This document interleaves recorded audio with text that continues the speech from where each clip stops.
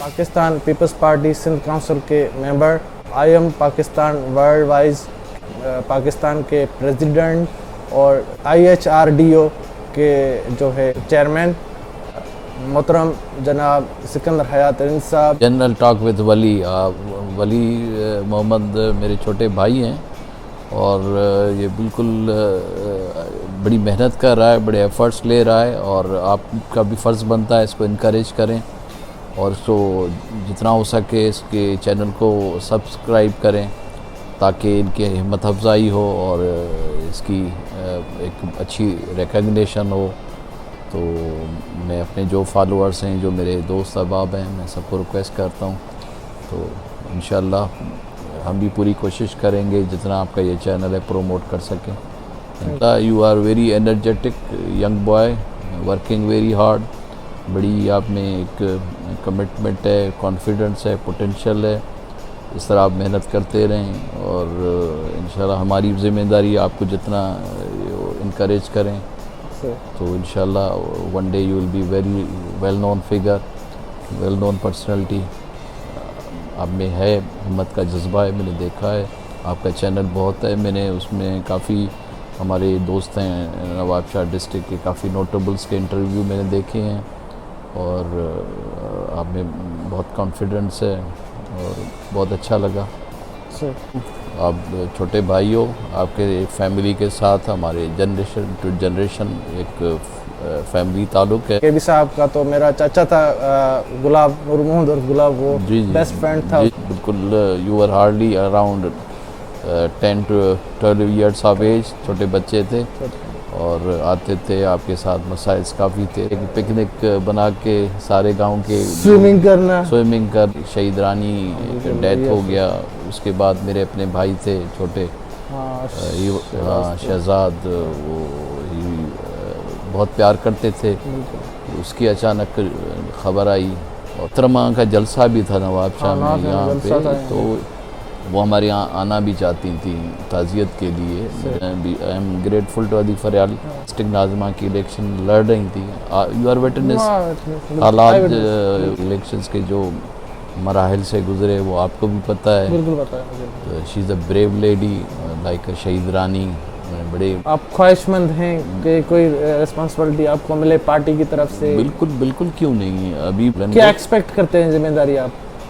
जिम्मेदारी वो Are you expected for MPA and? हाँ, why not, बिल्कुल। मोहम्मद हाशिम रिंद साहब, जिसको साईं कातिब कहते थे, वो अक्सर जो है लेटर हिंदी में वो लिखते थे, आप इंग्लिश में लिखते थे। जी, तो इसी वजह से ये चीज़ मैंने सरदार अब्दुल सत्तार की वजह से बहुत सीखी है, टाइम की पंक्चुअलिटी। वो सत्तार साहब भी मैंने देखा है वाकई पंक्चुअल। तो अचानक मुझे पता चला सत्तार साहब आ गए, हमें सरप्राइज़ दे दिया। हम रिलैक्स बैठे थे, हमने कहा वो सत्तार साहब जैसे रूटीन होता है हमारा तो इस हिसाब से आएंगे। तो बिल्कुल उनमें मैं बुक्स अच्छे लेता हूँ, वो इंटरनेशनल अफेयर्स पे। हाँ बिल्कुल, आसिफ साहब आए थे मेरे पास और उनका एक बिस्मिल्लाहिर्रहमानिर्रहीम, अस्सलाम वालेकुम, hope for the best condition of health and ईमान।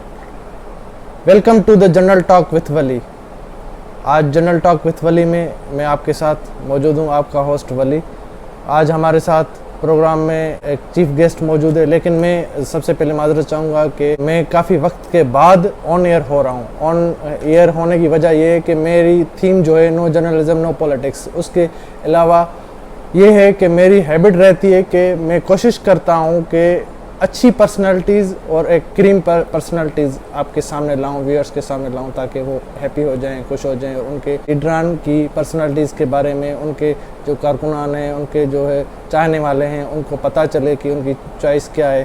तो हर दफ़ा की तरह इस दफ़ा भी मैं एक बेस्ट पर्सनालिटी लाया हूँ अपने साथ।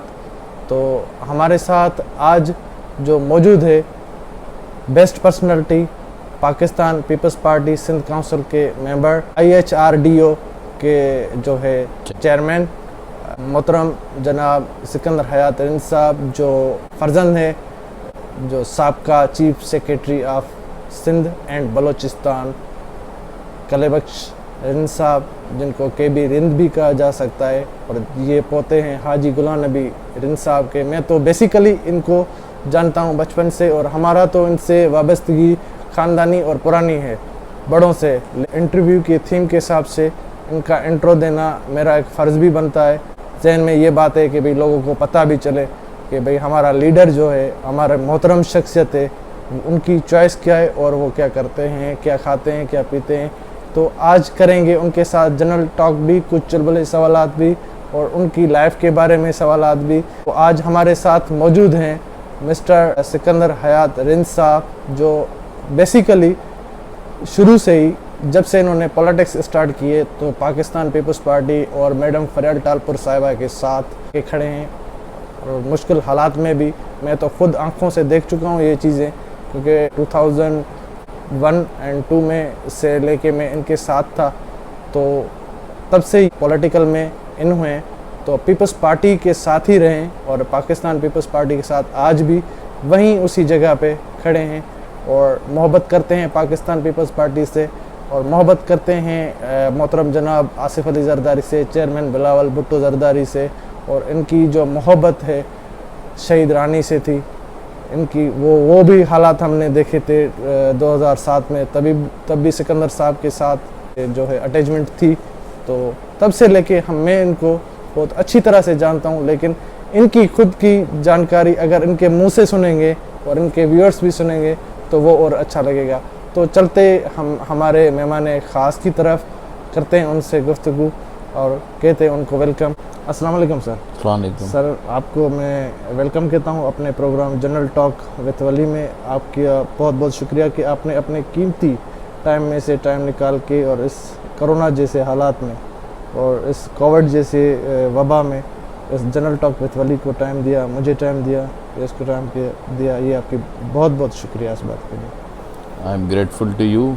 आप छोटे भाई हो, आपके फैमिली के साथ हमारे जनरेशन टू जनरेशन एक फैमिली ताल्लुक़ है। आपने टाइम मांगा, मैंने कहा घर की बात है और I am highly grateful to you. कोई मसला नहीं है, थैंक यू। बिल्कुल सही कहा, जनरेशन टू जनरेशन सर सही कह रहे हैं कि हमारा फैमिली ताल्लुकात है। ऐसे कहें कि पुराने ख़ानदानी ताल्लुकात है, जब से हाजी गुलाम नबी रिंद साहब थे और केबी साहब से। केबी साहब का तो मेरा चाचा था उर्फ गुलाब, वो बेस्ट फ्रेंड था उसका। उसके बाद जो मुझ पे हालात आए उनके डेथ के बाद, तो सिकंदर साहब यहाँ पे थे, ये चीफ सेक्रेटरी थे केबी साहब। तो सिकंदर साहब ने मेरे साथ जो भी हेल्प की और मेरे साथ जो रहे वो मैं कभी भूल नहीं सकता उसका। सर मैं आपका अभी भी शुक्रगुजार हूँ, ऑन एयर कह रहा हूँ। नहीं, आप छोटे भाई हो, हमारा फ़र्ज़ बनता है आपको लुक आफ्टर करना। और आप, मुझे याद है आप उस वक्त बिल्कुल you are hardly around 10 to 12 years of age, छोटे बच्चे थे और आते थे आपके साथ। मसाइल्स काफ़ी थे, लेकिन हमारी ज़िम्मेदारी थी, जब फैमिली टू फैमिली एक ताल्लुक़ रहा है, घर की बात है, तो उस बेसिस पे आपकी बिल्कुल सपोर्ट की, इंशाल्लाह आगे भी करेंगे इंशाल्लाह। हाँ बिल्कुल। सिकंदर रिंद साहब जो हैं वो एक इंसान, दोस्त पसंद इंसान है। सर मैं अपनी सवालात की तरफ जाना चाहूँगा। जी जी जी जी। तो मैं शुरुआत करूँगा चाइल्डहुड से। आपका सर बचपन कैसा गुजरा? मेरी एक सवाल होता है कि भाई आपका बचपन कैसा गुजरा? बच्चे होते हैं, कुछ शरारती होते हैं, कुछ जो है पढ़ाकू होते हैं, कुछ बिल्कुल सादा होते हैं। तो आपका बचपन कैसा था सर? अल्हम्दुलिल्लाह बचपन मेरा अपने गांव में ज़्यादातर मोस्टली गुज़रा। मेरे वाल साहब 75-6 में आ गए ब्यूरोक्रेसी में, तो उसकी पोस्टिंग कभी किधर और किधर। और मेरी अटैचमेंट अपने दादा साईं के साथ बहुत थी, तो गांव में हंसते खेलते मेरी जो प्राइमरी एजुकेशन वहाँ से थी। फिर सेकंड हाई स्कूल से मैंने इंटर किया कॉलेज से और हाई स्कूल से मैट्रिक। फिर उसके बाद हैदराबाद से मैंने ग्रेजुएशन किया, फिर लॉ किया और एमए किया पॉलिटिकल साइंस में यूनिवर्सिटी से। इस तरह ये सिलसिला चलता रहा। कभी शरारत की आपने? शरारती बड़े बच्चे थे हम, स्कूल में भी बड़ी शरारतें करते थे, कभी स्कूल से भाग भी जाते थे। अच्छा। फिर हमारे उस्ताद थे गांव के, वो बहादुर जोगोट के एक गांव है हमारे साथ। हाँ, बहादुर जोगोट। वहाँ से Sain Shafi Mohammad, he was a very nice person, बड़े प्यार करने वाले थे। उससे हम डरते भी थे, कभी कभी भाग भी जाते थे। जो गांव में जो सिस्टम होता है, फिर हमें वो छोटे बच्चे पकड़ के स्कूल भी ले जाते थे। और गर्मियों का भी पता एहसास नहीं होता था। फिर ये जो रोडी कैनाल है उस तरफ, वहाँ एक पिकनिक बना के सारे गांव के स्विमिंग करना ये वो, और वो मतलब है खेतों में ये वो सारा मतलब वी इंजॉयड अ लॉट। बचपन बड़ा शरारत से ही गुजरा। और उसके बाद फिर मेरे वालिद साहब फिर लंदन में उसकी he was a labour attache in Pakistan embassy. So we went there, 2 साल वहाँ पे उनके साथ स्टे किया, वहाँ पे भी माहौल देखा। फिर उसके बाद एक चेंज आई लाइफ में, फिर एजुकेशन की तरफ ये वो फिर ज़्यादा फोकस किया।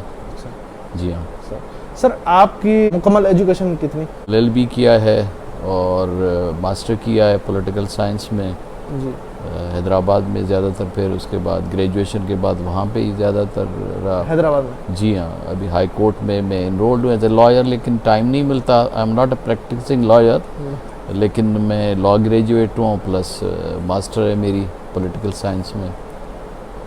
सिकंदर हयात रिंस साहब ने बचकाना लाइफ एक बहुत अच्छे अंदाज में भी गुजारी और शरारती टाइम में भी गुजारी, और उसने अपनी लाइफ का स्टाइल बताया कि बचकाना लाइफ उसने कैसे गुजारी।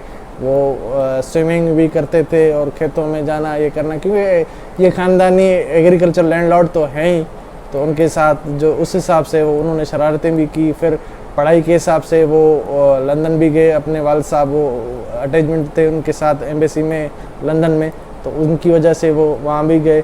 और जो है पॉलिटिकल साइंस में MA किया है और एडवोकेट हैं। ये कहूँगा सर, ज़िंदगी का एक हिस्सा है, happiest moment and difficult memories हर इंसान पे आते हैं, आप पे भी, मुझ पे भी, एक आम इंसान, रेडियो वाले भी, एक बड़े से बड़े लीडर पे भी। तो कुछ आप पे आए होंगे हैप्पीएस्ट मोमेंट और डिफ़िकल्ट मोमेंट जो आप अपने व्यूअर्स से, अपने दोस्तों से शेयर करना चाहें मेरे चैनल के थ्रू। हाँ, लाइफ तो अप्स डाउन्स लाइफ में नेचुरली आते हैं, समरसॉट्स होते हैं लाइफ में, कभी दुख कभी खुशी कभी तो ज़िंदगी का ऐसा है। वी आर ह्यूमन बीइंग, तो लाजमी है इन चैलेंजेस से, क्राइसिस से हम भी गुजरे हैं। सही। खुशी तो लम्हात तो काफ़ी मिले, लेकिन दुख भी मिले। दुख इस तरह के 2007 में शहीद रानी का डेथ हो गया। उसके बाद मेरे अपने भाई थे छोटे, शहजाद, वो बहुत प्यार करते थे। उसकी अचानक ख़बर आई। और फिर मेरा अपना बेटा था 5, 6, 8 महीने का, तो जैसे ही वो पैदा हुआ तो suffering from so many illness. तो उसके बाद ये सारे वाक़यात एक ही महीने में हुए। हाँ, तो दिसंबर में मोहतरमा शहीद हुई, 27 दिसंबर। उससे पहले शहजाद मरहूम थे, तो मोहतरमा का जलसा भी था नवाब शाह में यहाँ पे, तो वो हमारे यहाँ आना भी चाहती थी ताज़ियत के लिए। मेरे वालिद साहब के साथ उन्होंने रब्ता भी किया, लेकिन उस वक्त सिक्योरिटी थ्रेट्स थे, टेररिज्म, ये वो सारा। तो मेरे वालिद साहब ने उनको रिक्वेस्ट की कि तो हालात नॉर्मल नहीं हैं, तो आप की बस यही मेहरबानी, आपने हमें याद किया। तो फिर उन्होंने लिख के भेजा अपना जो रिमार्क्स कमेंट्स दिए उन्होंने, जो कंडोलेंस पे गुलाम कादिर चांडियो साहब और MNA साहब वो ले आए थे मेरे वालिद साहब के पास। और ये वो लम्हात थे, बड़े मुश्किल गुजरे। हाँ, तो एकदम एक शहीद रानी, शी वाज आवर लीडर, और भाई का और फिर बेटे का। तो बाकी खुशी के आते रहते हैं, एंजॉय करते हैं, वो भी आए हैं और अल्हम्दुलिल्लाह we are very much satisfy. अल्लाह ने बड़ा करम किया है।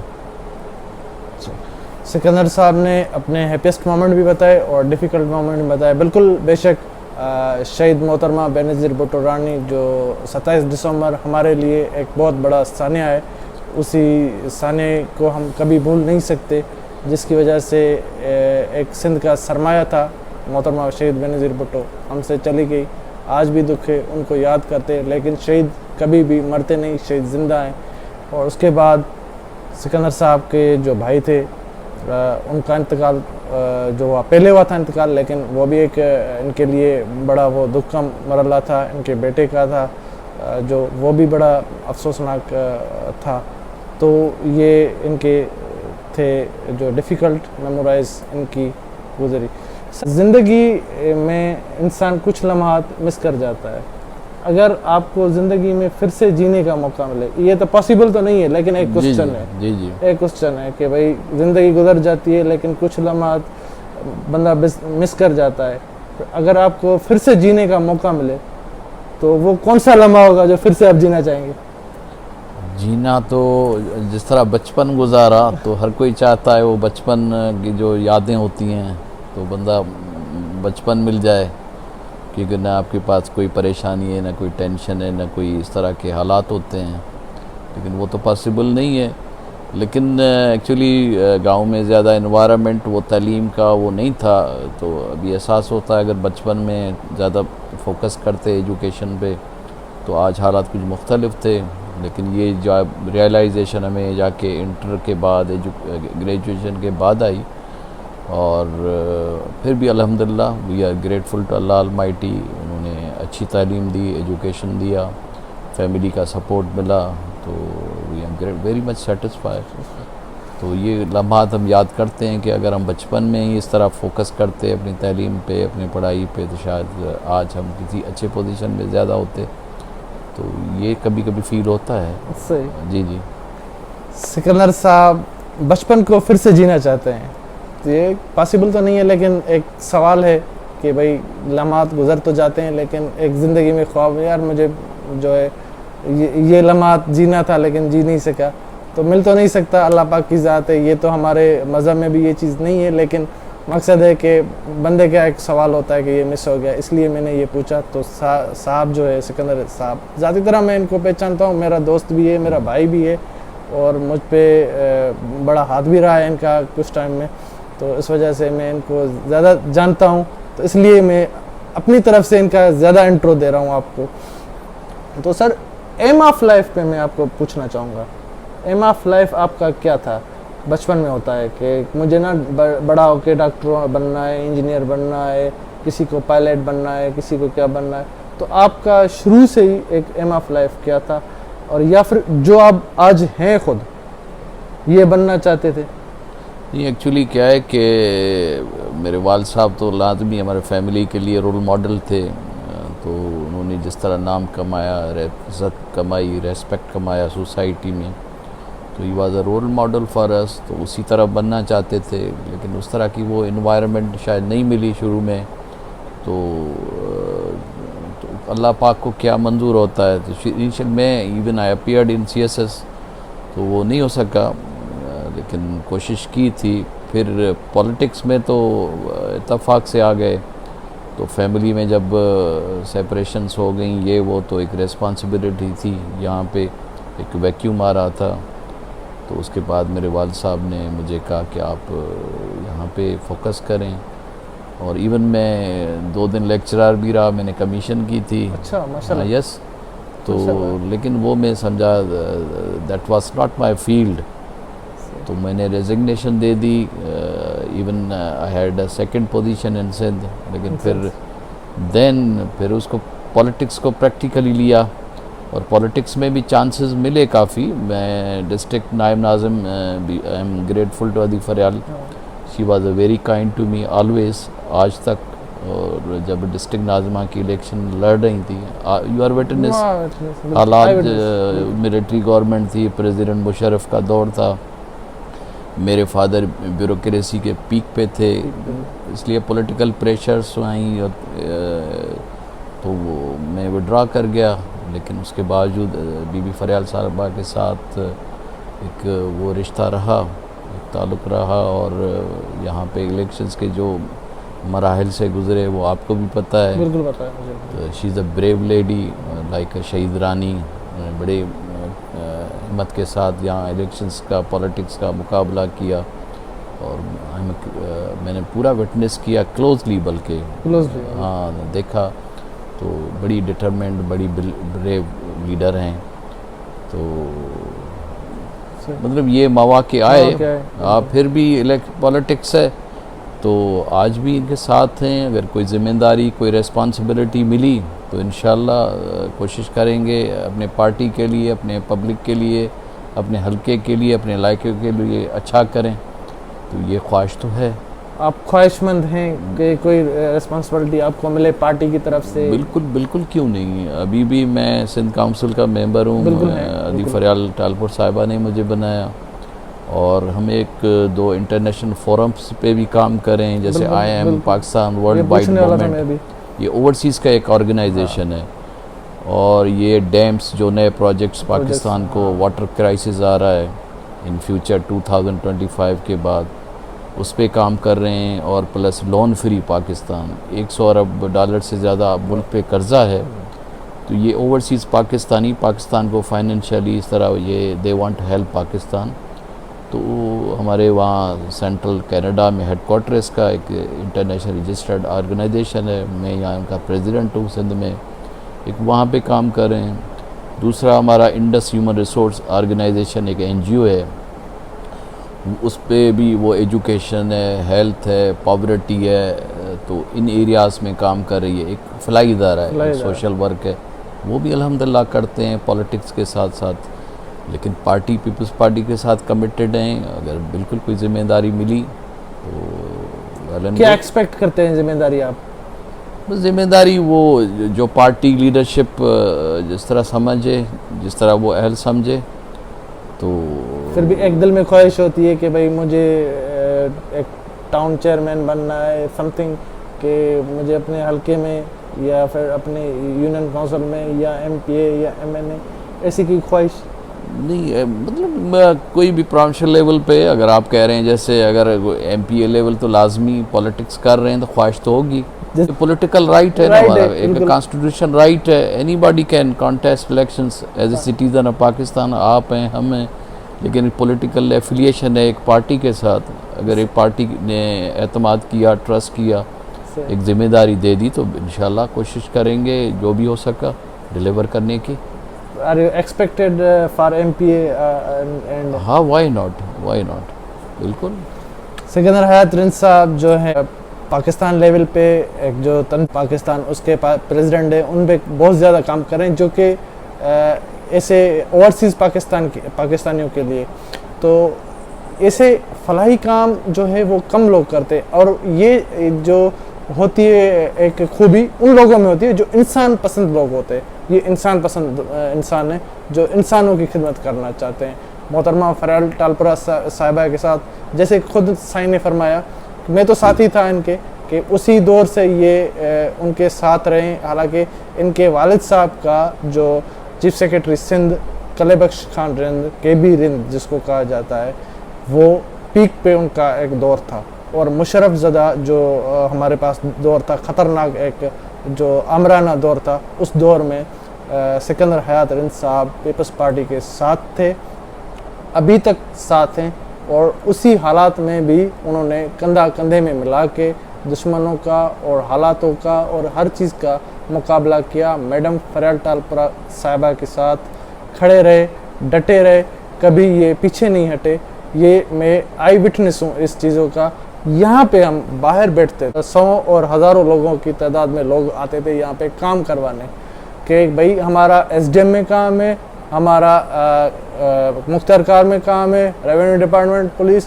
यहाँ पे तब मोबाइल फ़ोन का काम इतना कम होता था। मैं आपकी बात काट रहा हूँ, आपको याद होगा आप छोटे थे। हाँ, ये अर्ली 2005, 3-4 की बात है। हाँ, बाहर बैठते थे और हम बगैर किसी तअस्सुब, बगैर किसी डिस्क्रिमिनेशन, जो भी बंदा आता था, बल्कि पूरे सिंध से आते थे। जब KB रिंद साहब यहाँ पे चीफ सेक्रेटरी थे सिंध में या बलूचिस्तान में, तो हम ओपनली बैठा करते थे। मेरे यहाँ तो जगह नहीं होती थी, तो लोगों को कहाँ पे मैं बैठा हूँ। हाँ, एग्जैक्टली, यहाँ पे बाहर ये वो सारा आपको हम। लेकिन अल्हम्दुलिल्लाह आज तक कोई हम पे ब्लेम नहीं है किसी भी चीज़ का। हमने जो भी खिदमत की लोगों की, वॉलंटरली की, इंसानियत के नाते की, एक सोशल वर्क करके की, बगैर किसी तअस्सुब के। इवन काफ़ी एरिया से लोग आते थे, हम उनसे ये भी नहीं पूछते थे कि उसकी किस पॉलिटिकल पार्टी से एफिलिएशन है। नेवर। हाँ, तो आज अल्हम्दुलिल्लाह ज़मीर हमारा बहुत क्लियर है and I am very much satisfied for that. बिल्कुल। मैं यहाँ पे होता था, काफ़ी लोग आते थे, वो दौर ये था कि मोबाइल फोन कम यूज होता था, लैंडलाइन सर यूज होती जी, थी। जी, आपको बिल्कुल। याद है हाँ, हाँ, वो आपके टेलीफोन विजिटिंग वाले- कार्ड्स होते जी, थे, जी, जी, कार्ड और सिस्टम मेरे था। काफी काम भी होते थे। हाँ, आपने हाँ, मुझे भी कार्ड्स लिख के बिल्कुल, दिए थे। बिल्कुल। आगा फखर होता था जो एसडीएम होता था, पूरी नवाब एडमिनिस्ट्रेशन के साथ वो एडमिनिस्ट्रेटर के सारा साथ आपका, बिल्कुल। उनके साथ कोई फैसले हो जी, जी। वो भी आपके लेटर पैड पे अभी तक मेरे पास सर वो हाँ, पड़े हुए हैं, माशाल्लाह। क्योंकि आपने जो जी, जी। किया है, क्योंकि अल्लाह तो देख रहा है ना, उस जी, जी। जो जिसने जो काम किया उसको छुपाना नहीं चाहिए। एक बंदा होता था मरहूम, अल्लाह उसको जन्नत नसीब करे, हाशिम रिंद साहब, जिसको मोहम्मद हाशिम रिंद साहब,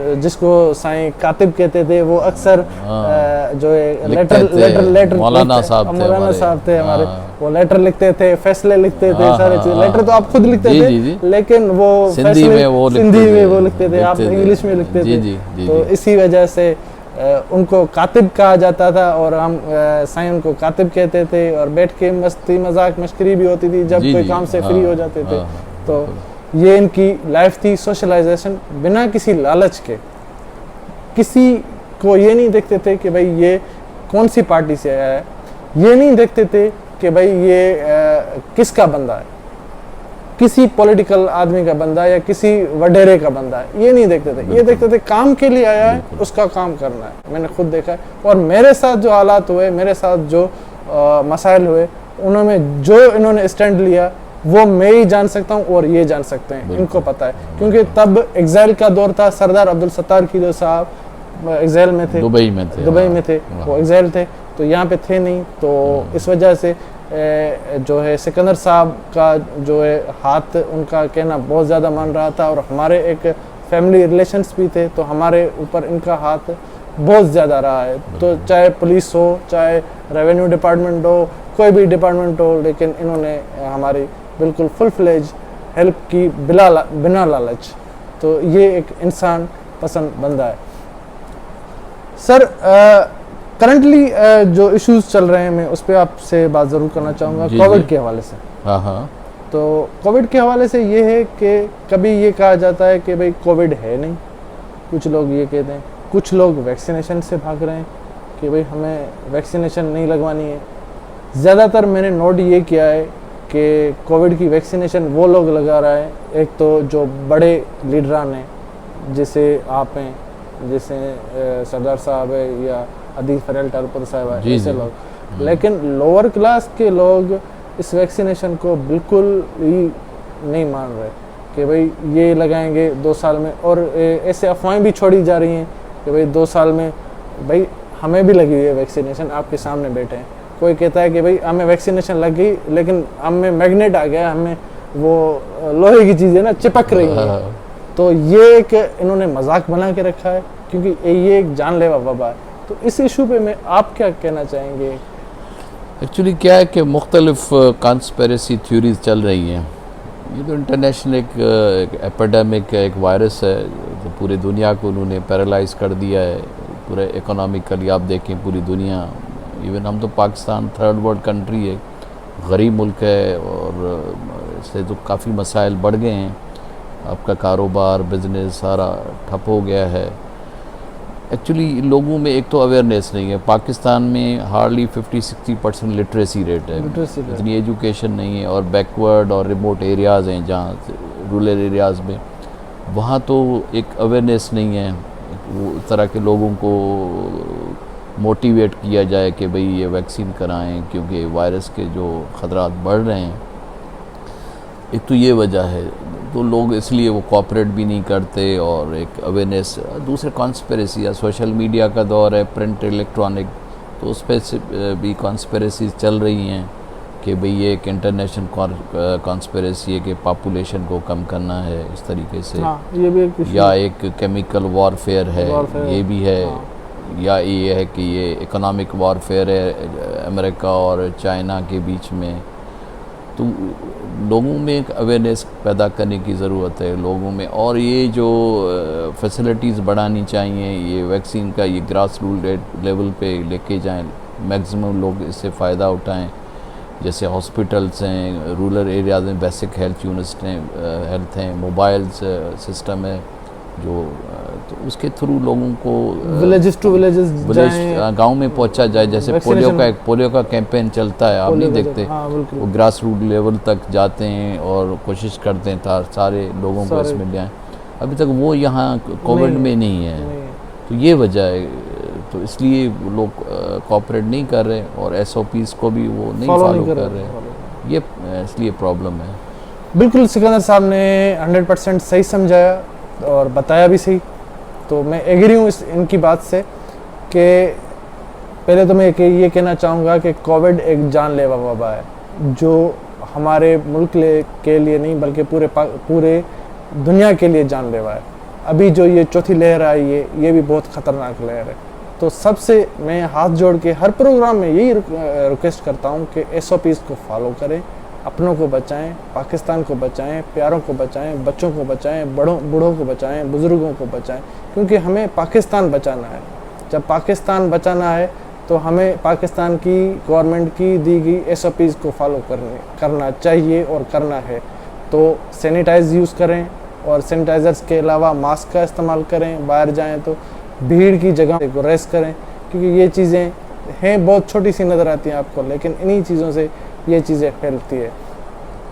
दूसरी बात सिकंदर साहब ने जो कही उससे मैं एग्री हूँ कि भाई बहुत अच्छा इन्होंने ये बताया कि सिस्टम ऐसा होना चाहिए कि कुछ लोग हैं, जैसे यहाँ पे हम देहात का इलाका है, वहाँ पे बाराड़ी है जहाँ पे, वहाँ पे एक मोबाइल सिस्टम होना चाहिए जैसे नादरा का है। बेसिक हेल्थ यूनिट्स हैं या वहाँ BHO जो बने हुए हैं वहाँ पे ये होना चाहिए।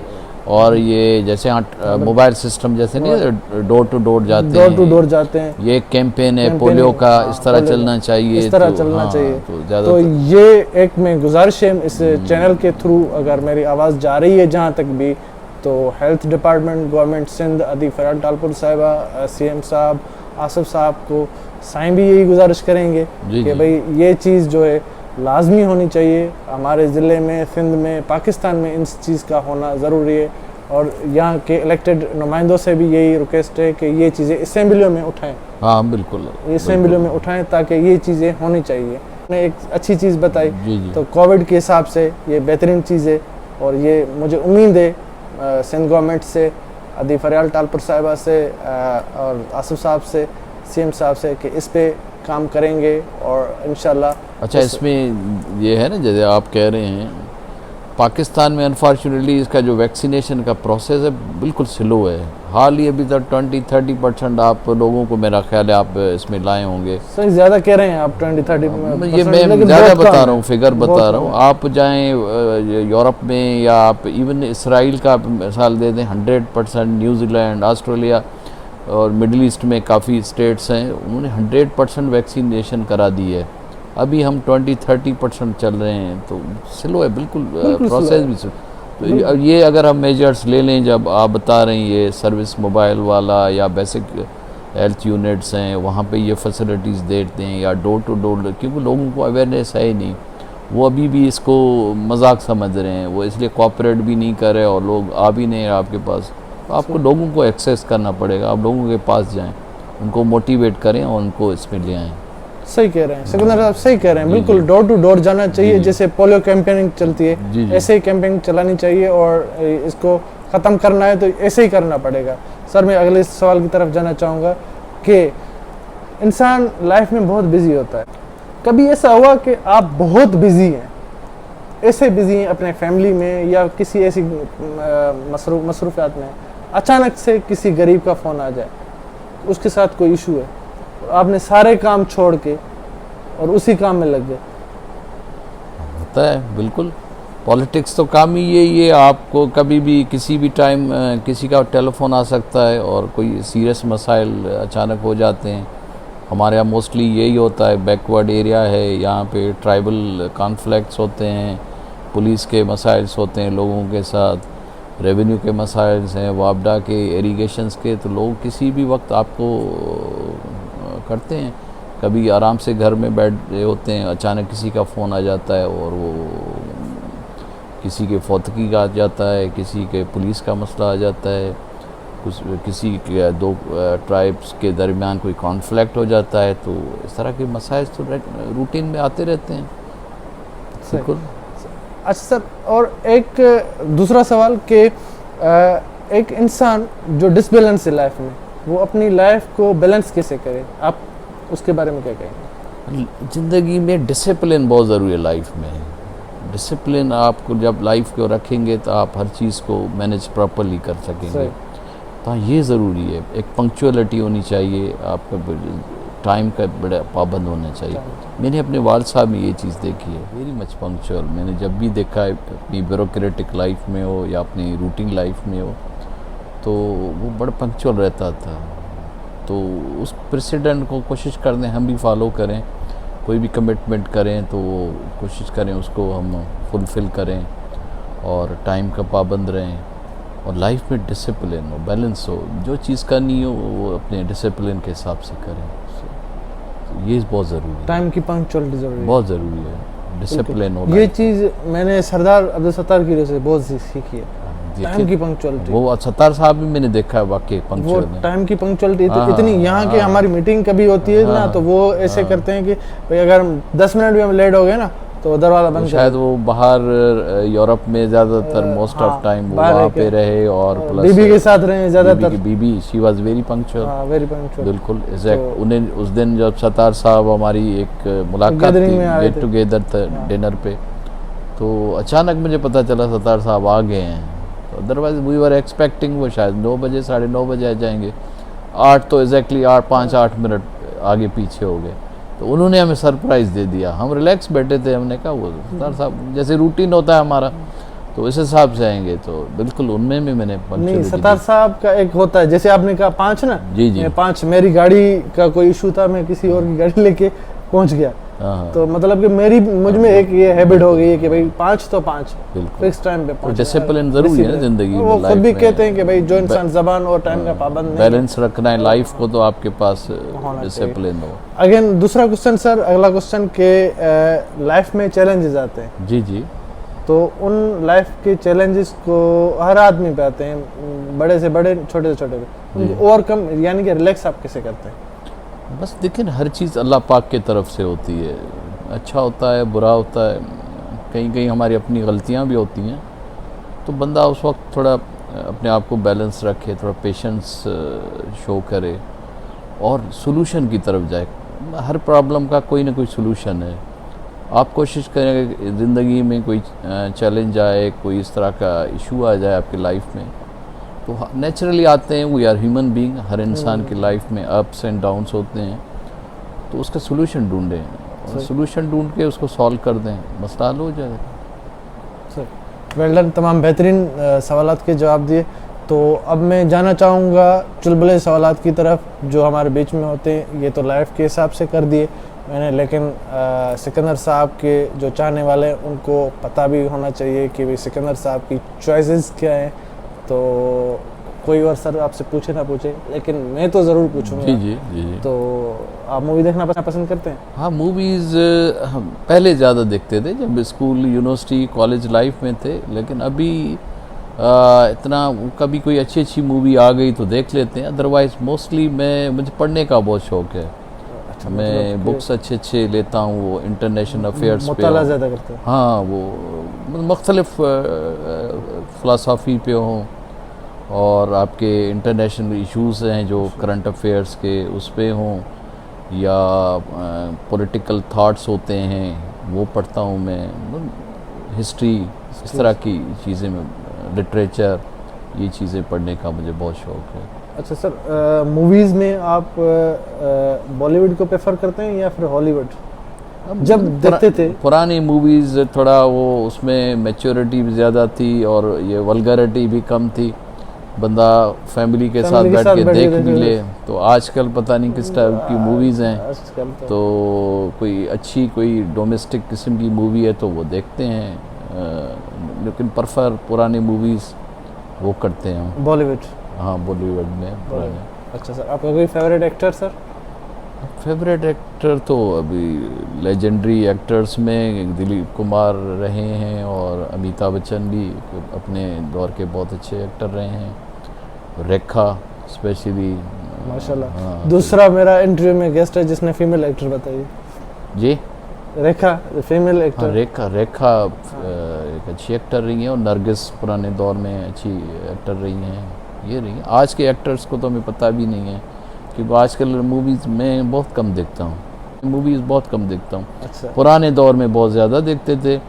अभी वो डॉक्यूमेंट्री मूवीज़ आ गए, या बायोग्राफी है या इस तरह की चीज़ें हैं, वो देखता हूँ।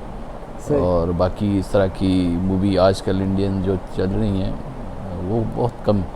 सही। हाँ। म्यूजिक प्ले करना पसंद करते हैं? म्यूज़िक सुनता हूँ, क्लासिकल म्यूज़िक, गज़लें, खासकर नुसरत फ़तेह अली ख़ान, आबदा परवीन, ये इस तरह के मैं सुनता हूँ। राहत फ़तेह अली ख़ान राहत फ़तेह अली या खान कवाली टाइप, ये कव्वाली इस तरह। टाइप, हाँ बिल्कुल। आजकल तो म्यूजिक सर ऐसा हो गया है हाँ कि उसमें म्यूजिक ज़्यादा है, धम धम धम ज़्यादा है, और उसमें शायरी नहीं है। वही तो मैं कह रहा हूँ, मूवीज़ भी ऐसे हो गई ना Movies भी आजकल, ऐसे हो गई माशाल्लाह हैं। ऐसे ऐसे गाने आ गए हैं तो बंदा उनका ना फैमिली के साथ देखने हाँ के नहीं लिए आप नहीं देख सकते, नहीं देख सकते। तो कुछ वो अवॉइड करें। बाकी क्लासिकल या इंग्लिश मूवी English वो movies, गाने गाने, अच्छे अच्छे अरबिक गाने, ये सुनता हूँ मैं जब ट्रैवल, स्पेशल ट्रैवल जब करता है बंदा, वो गाड़ी में टाइम मिल जाता है, आप म्यूज़िक अच्छा मूड हो गया वो सुन लेते हैं। पाकिस्तानी वो एक ग्रुप है, वो बहुत बड़ा काम कर रहे हैं। बहुत बड़ा काम कर रही है, हाँ, आपने बहुत मुझे बड़ा फॉरवर्ड भी किया था। इंटरनेशनल लेवल पे काम भी कर रहे हैं। और हमारे जो पाकिस्तान में वाटर क्राइसिस है या उसके लिए रिजर्वायर्स, उसके लिए वो फंडिंग करें गवर्नमेंट। और डिजिटल ये जो अकाउंट का आप नहीं सुन रहे, 150 अरब डॉलर पाकिस्तान के अकाउंट में आ गए हैं, उन पे पास बड़ा विजन है। हम कर्ज़ों के लिए IMF, वर्ल्ड बैंक के पास जाते हैं, 70-80 लाख आपके ओवरसीज़ पाकिस्तानी है पूरे वर्ल्ड में। अभी जैसे उनको ये अभी जो कॉन्स्टिट्यूशनल अमेंडमेंट्स हुई हैं पार्लियामेंट के थ्रू, उनको वोटिंग का राइट भी मिला है। तो ये कोशिश करें पाकिस्तान में इन्वेस्टमेंट करें, पाकिस्तान को इन चैलेंजेस से, इकोनॉमिक सोशो चैलेंजेस से हम निकालें। उसके लिए वो बड़ा काम कर रहे हैं। ये आम पब्लिक तक ये चीज़ें नहीं पहुंचती, लेकिन बड़ा काम हो रहा है इंटरनेशनल काम कर रही लेवल है। पे। यस। अच्छा, ये ज़बरदस्त चीज़ है कि भाई अब अपने मुल्क को बचाने के लिए, कर्जा निकालने के लिए ये एक जो तंजीम काम कर रही है, जिसके ये प्रेसिडेंट है overseas Pakistan, IM Pakistan world wide की मैं बात कर रहा हूँ। वो एक इंटरनेशनल का पूरा स्ट्रक्चर है पूरे वर्ल्ड में। हम पाकिस्तान में भी अब अगस्त में हम कुछ इवेंट्स भी कर रहे हैं वो उस हिसाब से, तो उस पर बड़ा काम हो रहा है। और इंशाल्लाह कुछ इनिशिएटिव्स हैं हम आगे लाएंगे जो आम पब्लिक तक पहुँचे। अच्छा सर, आप जी जी। आपका फेवरेट कलर? मुझे प्योर कॉटन पहनने का बड़ा शौक़ है। सही। और वो मैं शुरू से ब्लू कलर है, ऑफ वाइट है, या वाइट कलर है, या कभी कभी इस तरह के डार्क कलर पहनता हूँ, तो वो मेरा फेवरेट कलर है। और पेशावरी सैंडल या चप्पल इस तरह। चप्पल, सही। हाँ, ड्रेसिंग में आप नेशनल ड्रेस ज़्यादा पसंद करते हो या फिर वेस्टर्न भी? डिपेंड करता है आपके एनवायरनमेंट, माहौल के हिसाब से, जो एरिया है या आपकी कम्युनिटी है या जिस सोसाइटी में आप हैं। सही। तो यहाँ पे तो मोस्टली आपको शलवार कमीज़ में ही वो ज़्यादा बेहतर अच्छा लगता है। सही। बाकी बंदा वो वेस्टर्न ड्रेस भी पहनते हैं, सब कुछ। सही। फूड में आपको क्या पसंद है खाना? मैं मोस्टली वेजिटेरियन हूँ। मैं प्रेफर करता हूँ ये देसी दाल, चावल और भिंडी या इस तरह की ये चीज़ें ज़्यादा, या मीट ले लिया कभी कभी फिश में, इस तरह। तो वेजिटेरियन, मुझे वेजिटेबल्स ज़्यादा पसंद है, वो लेता हूँ मैं। मुझे पता है, लेकिन पूछूंगा ज़रूर।